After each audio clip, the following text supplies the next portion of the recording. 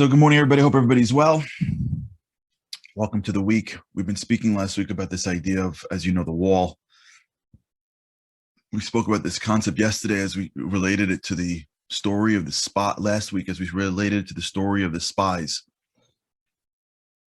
Where we left off last week was this concept of why is it that you have such a hard time being able to go into that wall? And so I want to start talking about a new concept that's very complicated. I don't fully have it, but we're going to talk it through. It's this idea of enjoying the wins. This is one of those things that if you get it off by like an inch, you're out.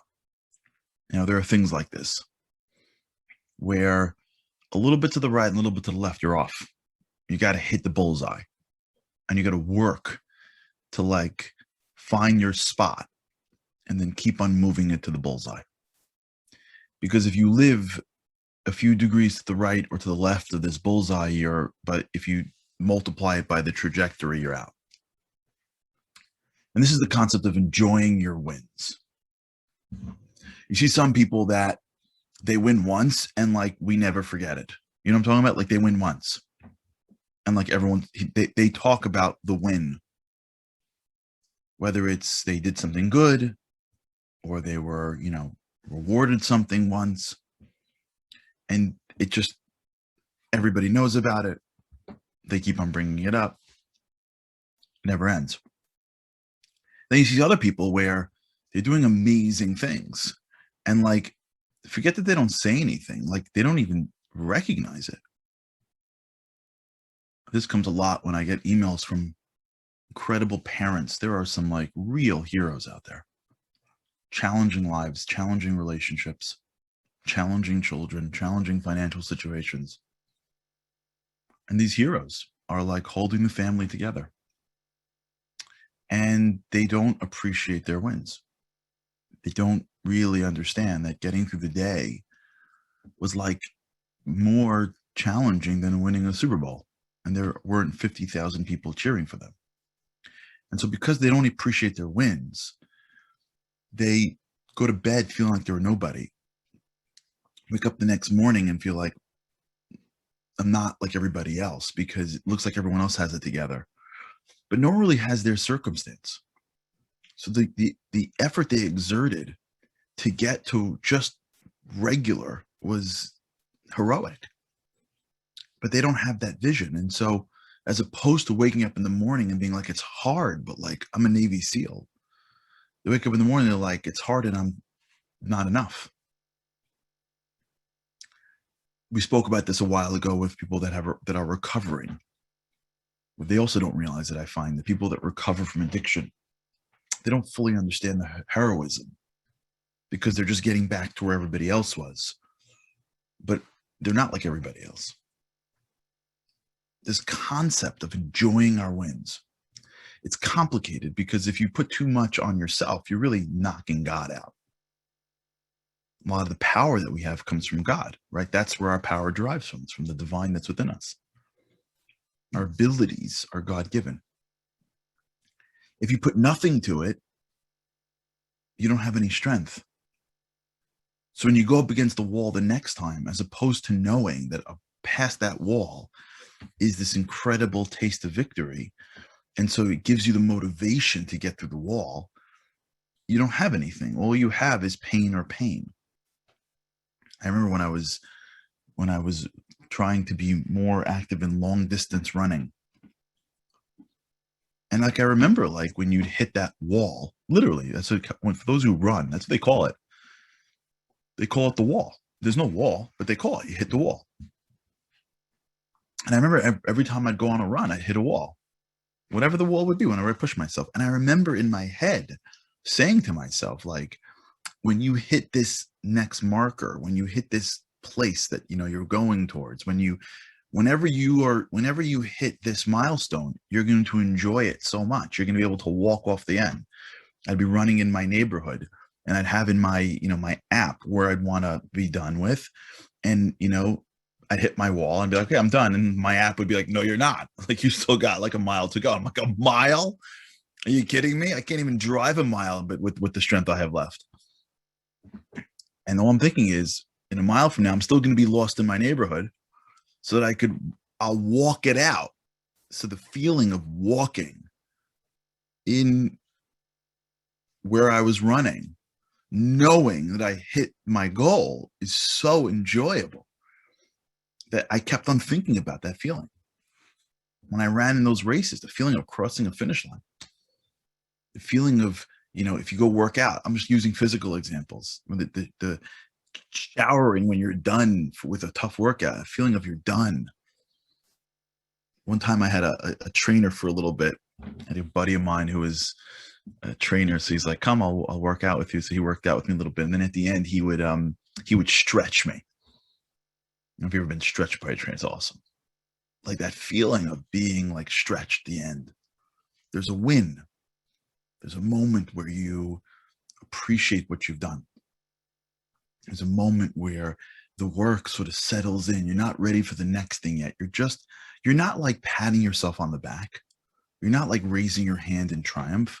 You're just allowing the hard work to like settle into your heart. You know what I'm talking about? Yeah, that feeling you get where like when it's over, like you just breathe it in. Like you just like let it settle in a little bit. And without, again, if you're off a little bit and you let it make you arrogant, you're out. And if you don't do it at all and you keep on beating yourself up, you're out. That's what I'm saying. If you go a little bit to the right, a little bit to the left, you're out. But if you can find that space, which we'll try to explore together, of at the end of the wall, you just let what you did settle in. More from a place of gratitude that God gave you this capacity than from a place of arrogance. But when you let in the feeling of, I just did something really hard, I just broke down the wall. When you allow that to settle in, when you give yourself that moment, that cup of coffee, if you will, that's why you're always drinking coffee, that cup of coffee at the end of, you have a hard day, you do something difficult, and then when it's over, you sit down. This is why these moments of quiet is so critical in life. And I know that for some people, it's harder than others. For some people, they have too much quiet. And some people, they can never get a moment of quiet. But if you can steal a couple of moments of just silence at the end of your day, just to sit and let it settle in, just to let the day, don't analyze it, don't process it, don't fort, you just let it settle in. We talked about this, this is a world. We talked about this concept in the morning of talking to God. It's changed my whole life when I started doing it. You start your day for a few minutes, whenever your morning routine is, you have a conversation with him. This is called hitbodedut. It's really a practice that has been as ancient as we know it, but really brought back to life with the great Rabbi Nachman from Breslov. Spending the time alone with God in personal prayer, you and him alone, not like not just from a prayer book. Wherever you are, whatever your background is, sitting and speaking to God in your language. And that's amazing as you begin your day. It frames your day. It reminds you that you're connected to him. It reminds you to be deeper and more meaningful. It allows you to create a relationship with him. No question. There's also a piece of talking to God at the end of your day. And this is super powerful. And the way this was described to me years ago as you're sitting basically and you're reviewing it almost like you're watching the film with your beloved, with God, not with another human being. You could do that too. You can catch up on your day with, your spouse or your friend or your parents. You could do that. But when you're catching up on your day with another person, you're balancing between patting yourself on the back all the time or complaining, and you get into that world. So that's all part of being a human being and being normal and having relationships and catching people up. It's all good. Yes, yes, yes, yes, yes. Period. Next page. There's also something very sweet about catching up on your day with God, where you're just, it's you and him. And you know that he gave you the strength, but you get to like either think about it or speak about it, but just to allow the day to sort of come and settle in a way in which you appreciate the effort that you put into your day. That mom who's got those kids that really need an enormous amount of help, and she is working tirelessly to give them a life, and it is exhausting for her. And nobody appreciates it because the kids don't appreciate it because they're not able to appreciate it. And for the rest of the world, take care of your kids. Like you don't get a medal for taking care of your kids. At the end of her day, in those few minutes, to just sit down wherever it is and just remember the effort that she put into a world that no one will know about, but she knows it and God knows it. And that's enough. That's enough to sit down at the end of the day, even to think about how crazy it was that you picked up your kid after running 10 different errands and flying through 6 red lights so that he wouldn't have to wait on the street corner. And when you get there, all you got the whole way home is fetching and crying and whatever. He didn't appreciate it. Nobody appreciated it, but you ran like crazy for him. At the end of your day, you breathe it in. God saw it. That was amazing. You put someone before you. You should be proud of that. No one's going to know it, but God saw it. And you know it. You should be proud of it. You sat as a teacher and you're helping some student out and you couldn't get through with the student, and the parents do not appreciate it because they're unappreciative. But you see that kid, you feel for that kid. And at your break, you help the kid out. At the end of the day, you sit down. Don't pat yourself on the back. God gave you that strength, but appreciate it. You see the difference? You see how hard it is to split that? I'm an amazing teacher. I'm an amazing parent. Versus I'm appreciative of the strength that God gave me. And I'm just going to enjoy for a moment that wall that I went through today. I'm not saying that I'm great. I'm not saying that I deserve. I'm just going to enjoy the workout. Because God puts us in workouts every day of our lives. And for many workouts, no one knows. Really, nobody knows. No, maybe a family member will pick it up. Maybe. But for most of us, nobody knows. That time where you sit in a room and someone says something and you want so badly to respond back. And if you did, you'd be right, but you hold it back because it's going to embarrass the person. And they're wrong. And you hold it back. And nobody knows it's in your head. Nobody knows anything, but you know. And God knows. And at the end of your day, you take a deep breath. If you were me, you take a cup of coffee. Not because I do this every day, because whatever it would be, it would have to include coffee.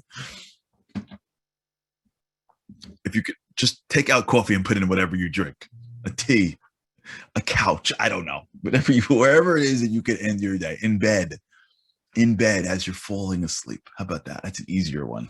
In bed as you're falling asleep. And at the end of your day, you go, that was hard. God sent you a challenge. And sometimes the challenges, the challenges are major. I spoke to someone yesterday who's going through a terrible divorce. Terrible. Child support payments aren't coming in. She was once at the top economically, and now she's struggling. My heart broke for her. Broke for her. She's a hero. She's an absolute hero. Her husband's who knows what, prancing off with whoever, and she's taking care of the kids without the money, and he's not paying. Disaster. Disaster. End of the day, you put food on the table today. Let that settle in. You broke that wall. You broke that wall with dignity. With dignity. You're a hero. Just settle, let the workout settle in. And so many people are breaking walls every day. But what happens is they never take a minute to enjoy that they went through a tough workout. You have people that will like go to the gym for 10 minutes and like they'll be like, you know, for the rest of the day, like, I know it's such a hard workout. I mean, like, but like, you know, I did it. You know, I ran 1.5 miles. And then like you see other people who like really are breaking walls, are like breaking walls. They're overcoming stress and resilience, and they're really doing great things, but nobody knows because it's regular. It's not regular to them. People that are involved in situations that are beneath their spiritual level and have to constantly battle between feeling like you fit in versus doing what's right. You know how many times that happens? How many times you sit in a room and the people around you may not be doing the things that you approve of, but you feel stupid. You feel like you're the only one left out, and you want to. Who doesn't want to be accepted? Who doesn't want to be socially a part of something? But you have to battle. That's a wall. And you break through it. You stick to your guts. You do what's right. Get home sometimes alone. You let that settle in. You talk to God about it. You laugh with him. Like two friends reviewing tape after a football game. You and God going through your day. I can't believe that happened.